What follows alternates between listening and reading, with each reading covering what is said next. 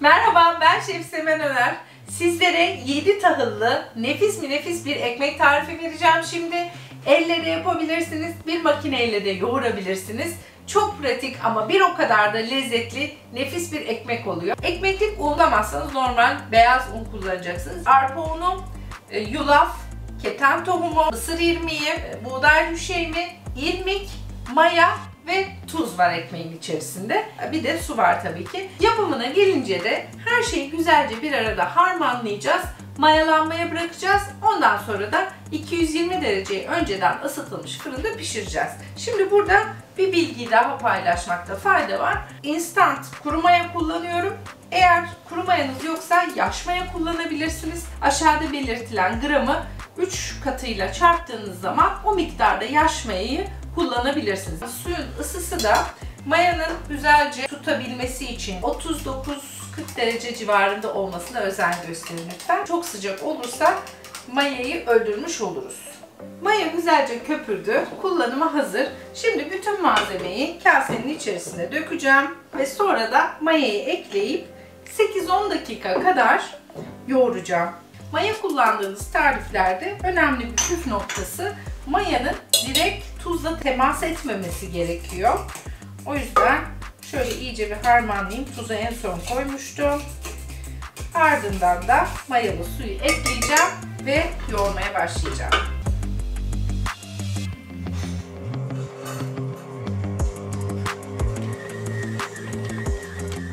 Ekmeğimiz hazır. Güzelce yoğruldu.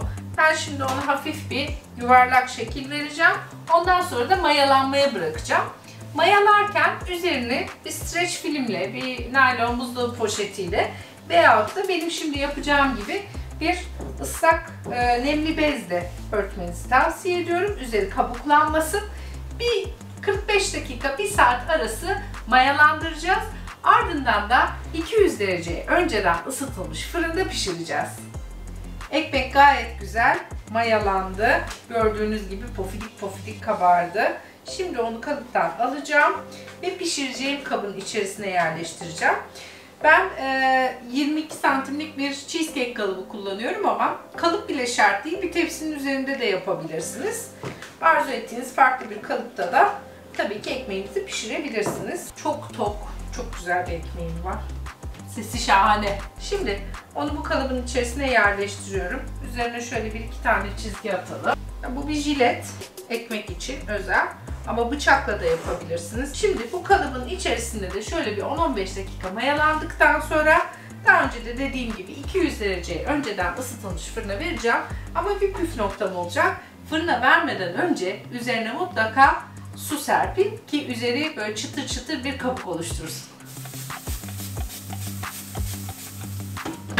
Evet, şahane ekmeğimiz hazır. Üzerinde çıtır çıtır bir kabuğu var. Tabanı da aynı şekilde sert. Şöyle sesinden de anlayabilirsiniz. Oldukça dolu, şahane bir ekmek, hala sıcak. Umarım sizler de evinizde bu tarifi uygularsınız. Şimdiden herkesin ellerine sağlık, afiyet olsun. Şimdi sizlere evde kendi tost ekmeğinizi nasıl yapabileceğinizi göstereceğim. Çok lezzetli, pofuduk, yumuşacık, nefis bir ekmek olacak. İhtiyacımız olan malzemeler 250 gram un, 150 gram su, 3 gram kuru maya yani 1 çay kaşığı kadar kuru maya, 6 gram tuz yani 1 tatlı kaşığı kadar tuz, 9 gram şeker, yarım çorba kaşığı kadar, 12,5 gram süt tozu. Biliyorum buçuklarla söylediğim için gülüyorsunuz ama ben orijinal ölçüleri vereyim. Siz gönlünüze göre yaparsınız. O da şu gördüğünüz kadar ediyor. 1 çorba kaşığı, silme 1 çorba kaşığı kadar eder. 9 gram da tereyağı kullanacağız. O da yarım çorba kaşığı kadar eder. Bu ölçülerde önemli olan ölçüleri şöyle bir %5'ten fazla oynatmamanız lazım. Özellikle maya ve su ölçülerini. Yapımına gelirsek tüm malzemeyi robotun içerisine atıp güzelce karıştırmak. Belki öncesinde şunu yapmak isteyebilirsiniz. Mayayı ılıttığınız suyun içerisine 38 dereceyi geçmesin suyun sıcaklığı. Çözdüreceğim. Kuru maya kullanıyorum. Eğer yaş maya kullanacaksanız alternatif olarak onu da kullanabilirsiniz. Yaş maya kullanacaksanız da bunun 3,3 katı kadar kullanabilirsiniz. Yani biz ne dedik? 3 gram kuru maya dedik. 10 gram yaş maya kullanabilirsiniz. Maya burada eriye dursun. Biz diğer hazırlıkları yapalım. Tüm diğer malzemeyi dediğim gibi şöyle bütün malzeme karışsın diye bir tur çeviriyorum. Bu arada mayanın canlı olduğunu görmüş olduk. Bu şekilde yapmanın bir avantajı da bu. Yani kuru mayayı hamurun içerisine direkt olarak da atabilirsiniz. Bu şekilde yaptığınızda mayanız taze mi, hala yaşıyor mu onu da görme fırsatınız oluyor. Üzeri köpük köpük olmaya başladıysa yaşıyor demektir. Artık mayayı da ekliyorum.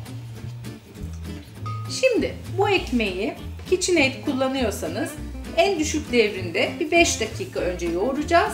Ardından yüksek devre alacağız. 8-15 dakika arasında istediğimiz yumuşaklığı elde edene kadar yoğuracağız. Eğer elle yapıyorsanız hamur hiç yapışmayıp pürüzsüz, böyle bebek teni gibi harika bir kıvam alana kadar yoğurmanız lazım. Kuvvetli herhangi bir mutfak yardımcısıyla yapabilirsiniz. Servetim şimdi her şeyi halledecek.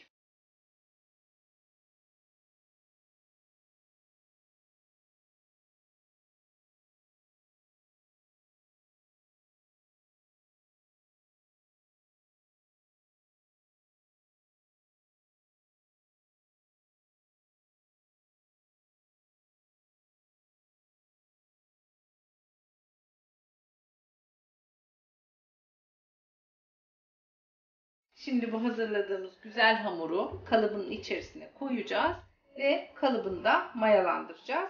Ardından 180 dereceye önceden ısıtılmış fırına vereceğiz ve 45 dakika kadar pişireceğiz.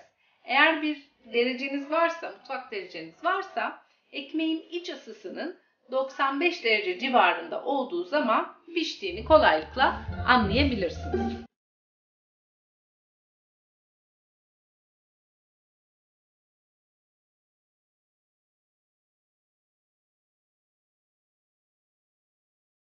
Bu kalıp 22 santime 10 santim büyüklüğünde.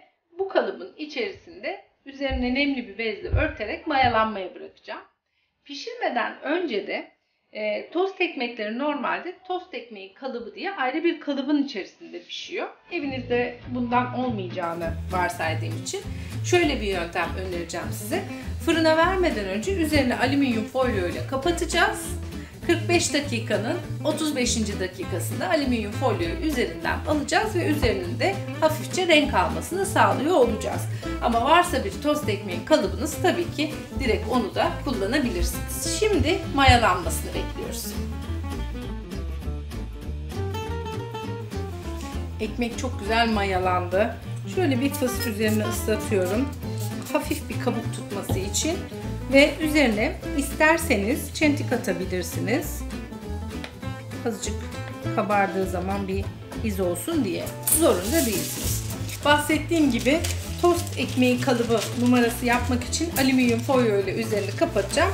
Ama onun öncesinde bir yağlı kağıt koyacağım ki ekmek direkt alüminyumla temas etmesin.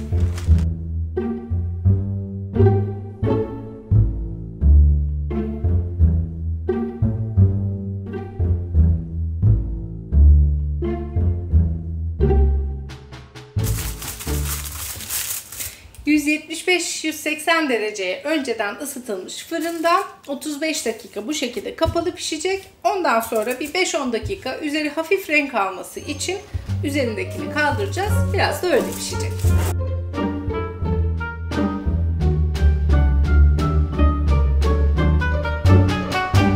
Ekmek mis gibi pişti. İç ısısını da kontrol ettim. Çok da güzel ses veriyor. Soğuması için bir telin üzerine alacağım. Şöyle bir yarım saatten sonra da dilimleyebilirsiniz. Sıra geldi Fransız baget ekmeği yapmaya. Şu hani ince uzun içine güzelce sandviç yaptığımız veya küçük dilimler halinde kesip üzerine bruschetta yaptığımız ekmekler var ya. Benim her zaman filmlerde özendiğim bir ekmekti. Böyle kese kağıtlarının içerisine bütün süpermarket alışverişi doldurulur. Oradan bir tane uzun baget ekmeği çıkardı. O görüntü hep aklımdadır. Canım da ara sıra ister. O yüzden de size bu tarifi vermek istedim. İhtiyacımız olan malzemeler oldukça sade. 200 gram unumuz var. 3-4 gram kadar tuz. 2 gram maya var ve 130 gram su var. Bu su 38 derecede. 38 derecede olduğunu da bir dereceyle ölçebiliyoruz. Ilık su olması gerekiyor. Bu dereceden oxomarket.com'dan satın alabilirsiniz. Yapacağımız işlemde her şeyi makineye atacağız ve bir güzel yoğuracağız. Bir 4 dakika düşük devirde, ondan sonra bir 8-10 dakikada yüksek devirde yoğuracağız ve mayalanmaya bırakacağız. Her şeyi makineye atmadan önce tabii her zaman olduğu gibi mayayı suyun içinde eriteceğiz. Eritmezsek ne olur da diyebilirsiniz. Vallahi bir şey olmaz ama ben garanticiyim. Bu şekilde yapılmasından taraftarım.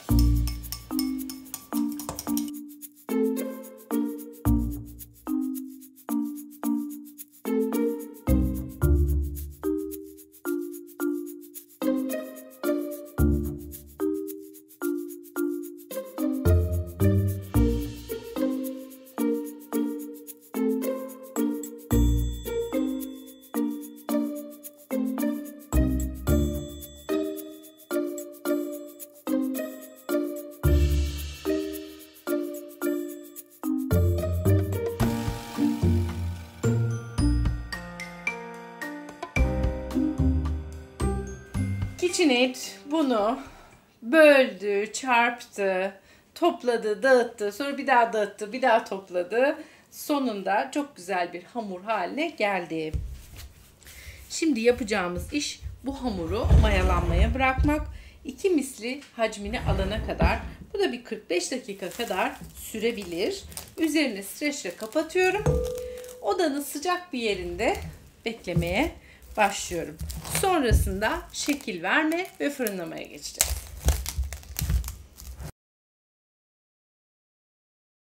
Baget hamuru hazır. Gayet güzel mayalandı. Şimdi onu ellerimle birazcık açacağım ve şekil vereceğim.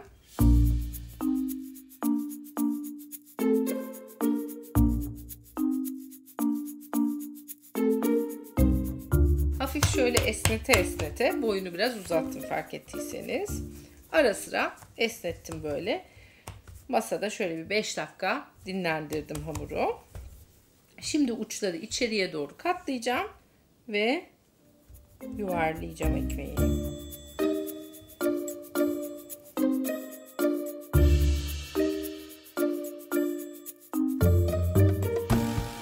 Ve bu dikiş yerini, birleşme yerini elimle güzelce bastıracağım.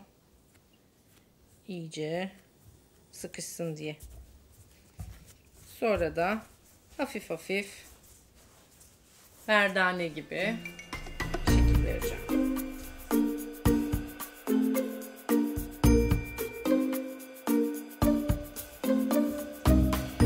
Böyle baget şeklinde verdikten sonra dinlenmeye bırakıyorum tekrar 10 dakika kadar. Ardından üzerine su süreceğim. Bıçakla şöyle 1-2 tane çizik atacağım ve 220 dereceye önceden ısıtılmış fırında bir 15-20 dakika kadar pişireceğim. Önemli bir nokta daha var. İlk 10 dakikasında fırının içerisine su koyacağım ki buhar yapsın.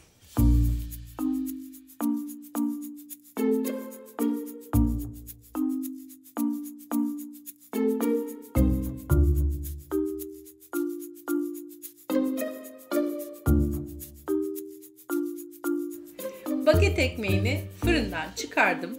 İç derecesini ölçtüm. 96-97 derece gösteriyordu ki bu bizim için iyidir. İçinin ısındığından emin olun. Eğer bir dereceniz yoksa o zaman şöyle altına vurduğunuzda tak tak tak tok bir ses gelmesi lazım. O da pişmiş olduğunu bir göstergesi. Birazcık da soğuttuk şimdi. Bir keselim, içini görün.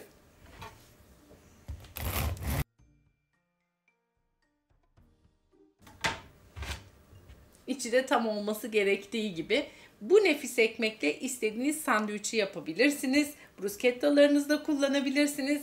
Canınızın çektiği her an afiyetle tüketebilirsiniz. Umarım bu tarifi beğenmişsinizdir. Şimdiden herkesin ellerine sağlık, afiyet olsun.